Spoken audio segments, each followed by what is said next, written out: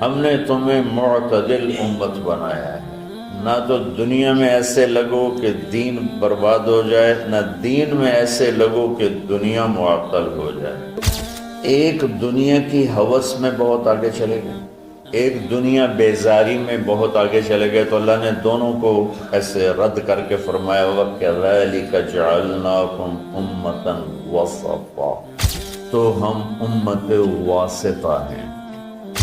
ہمارے ذمے ہے جو تبلیغ والے کر رہے ہیں، ہمارے ذمے ہے کہ ہم اب اللہ کے پیغام کو لوگوں تک پہنچائیں اور ہم واسطہ بنیں بندوں اور بندوں کے رب کے درمیان۔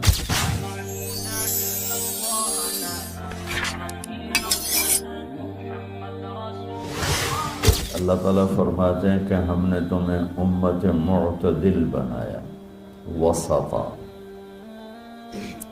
ایک ترجمہ اس کا امام طبری نے کیا ہے، جو ہمارے تبلیغ والوں کے لیے بڑا، بلکہ پوری امت کے لیے، صرف تبلیغ والوں کے لیے کیوں، پوری امت کے لیے وہ ایک پیغام ہے کہ انہوں نے ایک ترجمہ یہ کیا ہے کہ ہم نے تمہیں امت واسطہ بنایا۔ دو چیزوں کو ملانے کے لیے درمیان میں جو چیز ہوتی ہے اس کو واسطہ کہتے ہیں۔ یہ مائک میرے اور آپ کے درمیان، جو بھی آگے سن رہے ہیں، واسطہ ہے۔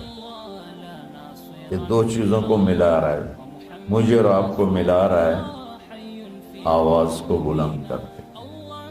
تو امام طبری نے اس کا ترجمہ، ایک ترجمہ یہ کیا ہے، یہ بھی کیا ہے امت معتدل بنایا ہے، یہ تو تمام مفسرین نے اس کا یہ ترجمہ کیا۔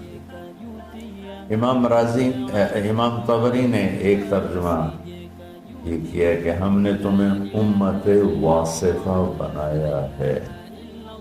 جیسے پہلے انبیاء آتے تھے اور وہ واسطہ ہوتے تھے اللہ اور بندوں کے درمیان، کہ لوگ اللہ کو نہیں جانتے تو ایک نبی آتا ہے، رسول آتا ہے، وہ لوگوں کو اللہ کا تعارف کرواتا ہے اور اللہ سے ان کو ملا دیتا ہے، اللہ کے سامنے انہیں جھکا دیتا ہے اور انہیں صراط مستقیم پہ کھڑا کر دیتا ہے۔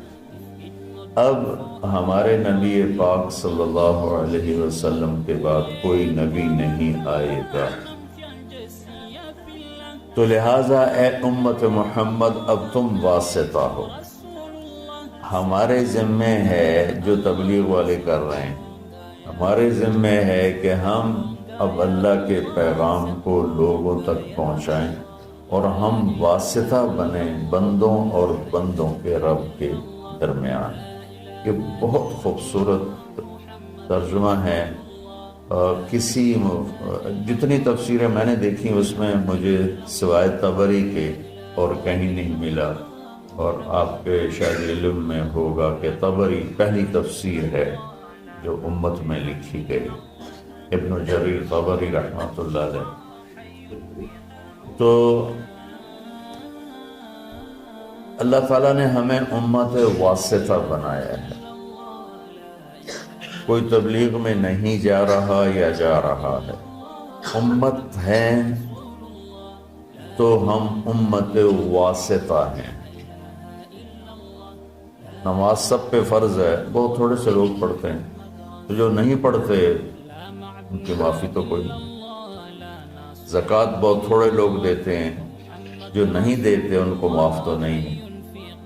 تو ایسے ہی میرے عزیزو، اللہ کا پیغام پہنچانا، اللہ سے لوگوں کو ملانے کی کوشش کرنا، یہ ساری امت کے ذمے ہے۔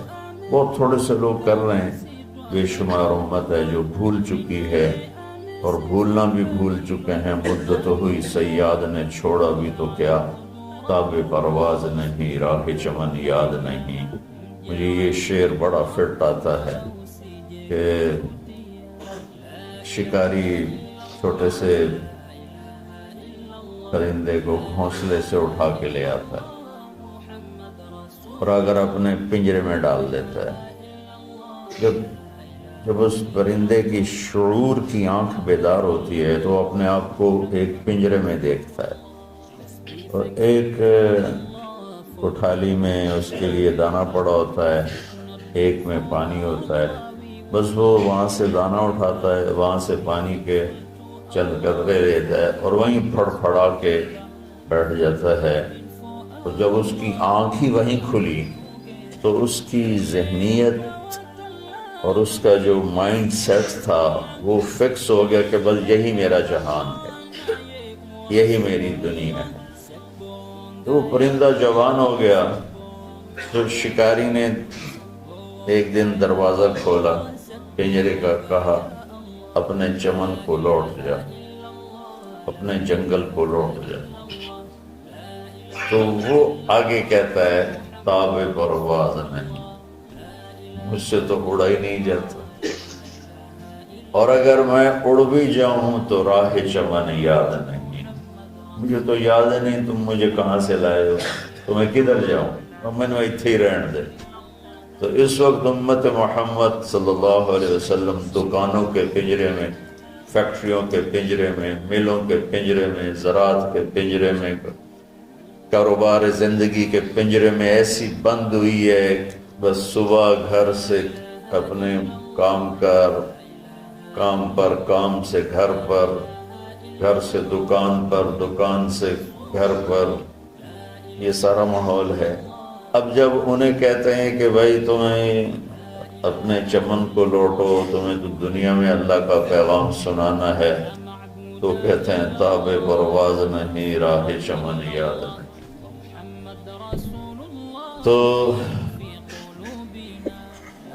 آج جو میں تھوڑی بات کرنا چاہتا ہوں وہ دوسرے معنی پر ہے۔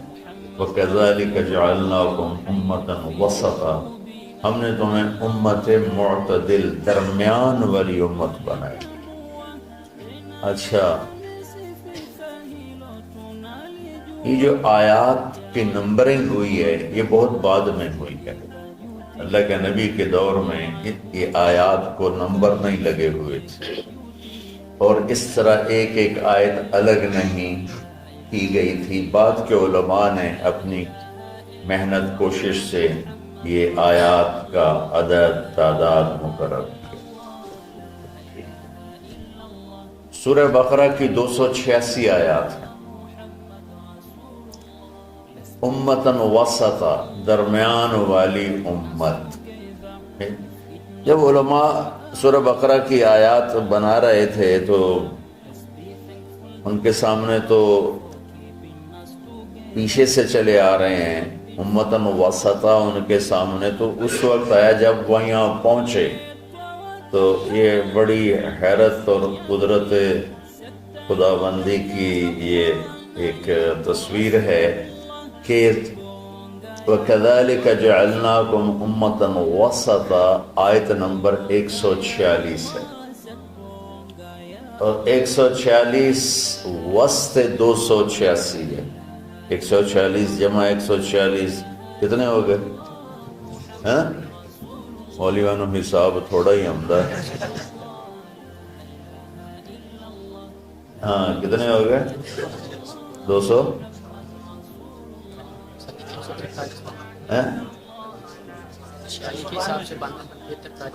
نہیں، پھر یہ آیت نمبر 143 ہے۔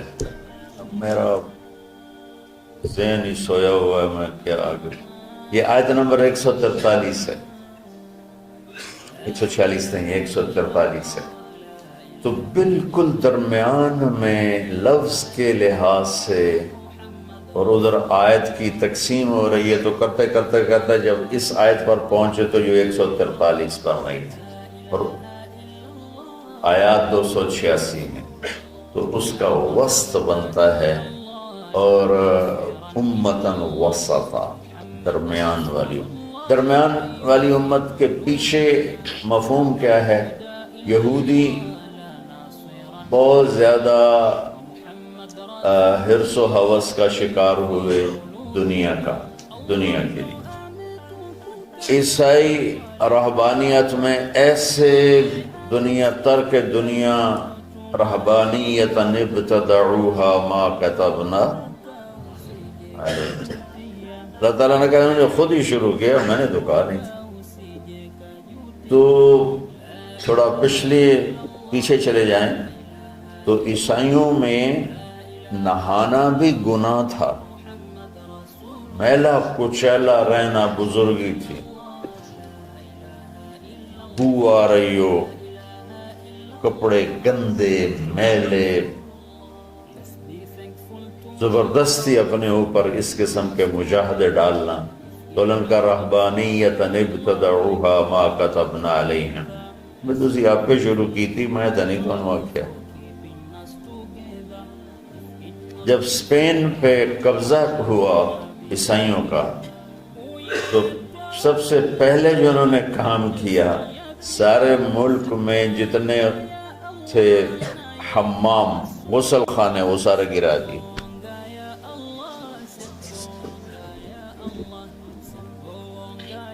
1970 تک انگلینڈ میں 1970 کو زیادہ کسی گھر میں غسل خانہ نہیں ہوتا تھا، ٹوائلٹ نہیں ہوتا تھا، باہر بنے ہوتے تھے جہاں کچھ چند پینیاں دے کے اس میں وہ اپنی ضرورت سے فارغ ہوتے تھے، کسی سے نہانا ہو تو نہاتے تھے۔ پھر جب نئی جدید تعلیم آئی تو پھر یہ ان کے اندر تبدیلی آئی، ورنہ گندے رہنا، میلے کچلے رہنا، شادی نہیں کرنی، دنیا سے بیزاری کے مختلف طریقے، اپنے آپ کو تکلیف دینا، یہ بزرگی کی شان سمجھا جاتا تھا۔ تو اسپین پہ جب قبضہ ہوا عیسائیوں کا تو سب سے پہلے انہوں نے دو کام کیے، ایک سارے غسل خانے حمام توڑ دیے اور جتنے کتب خانے تھے سارے جلا دیے۔ لاکھوں کتابوں کے ذخیرے تھے اسپین میں علماء کے، علامہ قرطبی جیسے، ابن عربی جیسے جہاں پیدا ہوئے ہوں، بقی ابن مخلد جیسے جہاں پیدا ہوئے ہوں، تو ان کا میں وہ قرطبہ کی جامع مسجد دیکھنے گیا تو بس میری آنکھ نہیں میرا دل رو رہا تھا، دل کے آنسو نکل رہے تھے کہ وہ مسجد جس میں 700 سال قال اللہ وقال الرسول چلتا رہا، وہاں درمیان میں گرجا بنا ہوا تھا اور بت ہی بت ہر طرف رکھے ہوئے تھے، اور ایک بہت بڑی تصویر لگی ہوئی تھی جس میں ابو عبداللہ جو آخری بادشاہ تھا غرناطہ کا، وہ فرڈینینڈ جس نے غرناطہ فتح کیا اس کو چابیاں پیش کر رہا تھا، اور اس کی بیوی ملکہ ایزابیلا اور فرڈینینڈ یہ دونوں ایسے کھڑے ہیں، اور ابو عبداللہ وہ تصوراتی خاکہ تھا، وہ یوں غرناطہ شہر کی چابیاں پیش کر رہا ہے، بہت ہائی لائٹ کر کے بہت بڑی تصویر لگائی ہوئی تھی۔